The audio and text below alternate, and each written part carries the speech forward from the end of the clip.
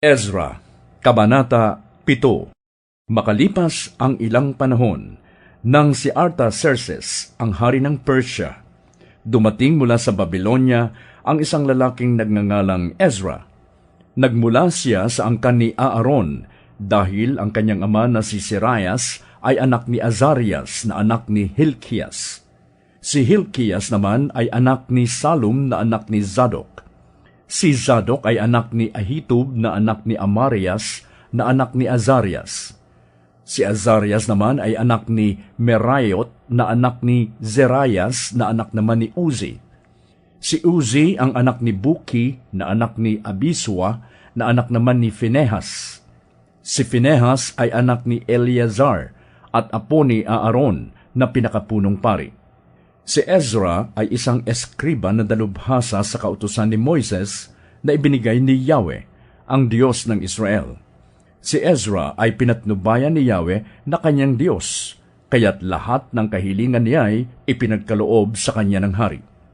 Noong 7 taon ng paghahari ni Artaxerxes, umalis si Ezra sa Babylonia patungong Jerusalem, kasama ang isang pangkat ng mga Israelita na kinabibilangan ng mga pari at mga Levita, mga awit, mga bantay sa pinto, at mga tagapaglingkod sa templo.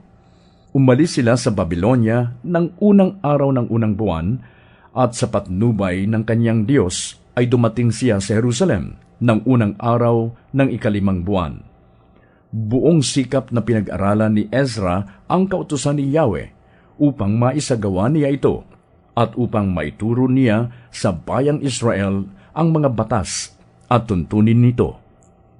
Ito ang nilalaman ng liham na ibinigay ni Haring Artaxerxes kay Ezra, ang pari at eskriba na dalubhasa sa kautusang ibinigay ni Yahweh sa Israel.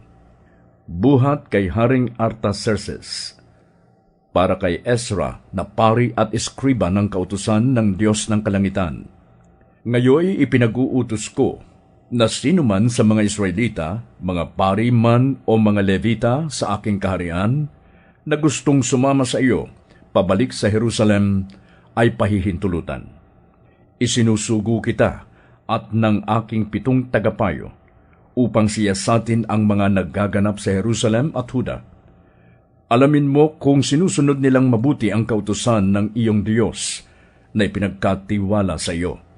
Dalhin mo ang mga ginto at pilak na ipinagkakaloob ko at ng aking mga tagabayo sa Diyos ng Israel na ang templo ay nasa Jerusalem. Dalhin mo rin ang lahat ng pilak at gintong ipagkakaloob sa iyo mula sa buong lalawigan ng Babylonia, gayon din ang mga kusang loob na handog na ibibigay ng mga Israelita at ng kanilang mga pari para sa templo ng Diyos sa Jerusalem. Tiyakin mong ang salaping ito ay gagamitin mo sa pagbili ng mga toro, mga lalaking tupa, at mga kordero, pati ng mga handog na pagkaing butil at alak na panghandog. Ihandog mo ang mga ito sa altar ng templo ng Diyos na nasa Jerusalem. Ang matitirang ginto at pilak ay maaari mong gamitin, pati na ng iyong mga kababayan, sa anumang naisin ninyo ayon sa kalooban ng inyong Diyos. Dalhin mo rin sa templo ng iyong Diyos sa Jerusalem ang mga kagamitang ibinigay sa iyo para gamitin sa paglilingkod sa templo. Kung may iba ka pang kakailanganin para sa templo, kumuha ka mula sa kabangyaman ng hari. Ako, si Haring Artaxerxes, ay nag-uutos sa lahat ng ingat yaman sa lalawigan ng kanluran ng Euphrates, na ipagkaloob agad ninyo kay Ezra, na pari at dalubhasa sa kautusan ng Diyos ng Kalangitan, ang anumang hingin niya sa inyo. Maaari ninyo siyang bigyan ng hanggang 3,500 kilong pilak, 100 malalaking sisidlang puno ng trigo, 10 malalaking sisidlang puno ng alak, 10 malalaking sisidlang puno ng langis ng olibo, at gaano man karaming asin na kakailanganin. Ibigay ninyo ang lahat ng kailangan sa templo na ipinag-uutos ng Diyos ng Kalangitan.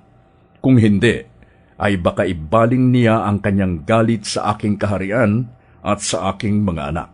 Labag din sa batas na pagbayarin ng buwis ang mga pari, levita, mga awit, bantay sa pinto, manggagawa o iba pang mga naglilingkod sa templong ito ng Diyos. At ikaw naman, Ezra, gamitin mo ang karunungang ibinigay sa iyo ng iyong Diyos. Maglagay ka ng mga tagapamahala at mga hukom na mga ngasiwa sa lahat ng tao sa lalawigan ng kanluran ng Euphrates. Ang ilalagay mo ay ang marurunong sa kautusan ng Diyos. Sa hindi naman marurunong, ituro mo sa kanila ang kautusan. Ang lahat ng sumuway sa mga utos ng Diyos o sa mga utos ng hari ay paparusahan ng kamatayan o pagkabihag o pagsamsam ng kanyang mga ari-arian o pagkabilanggo. Sinabi ni Ezra, "Purihin si Yahweh, ang Diyos ng ating mga ninuno. Inudyukan niya ang hari upang pagandahin ang templo ni Yahweh na nasa Jerusalem. Sa tulong ng Diyos, napapayag ko ang hari at ang kanyang mga tagapayo, pati ang lahat ng kanyang makapangyarihang pinuno.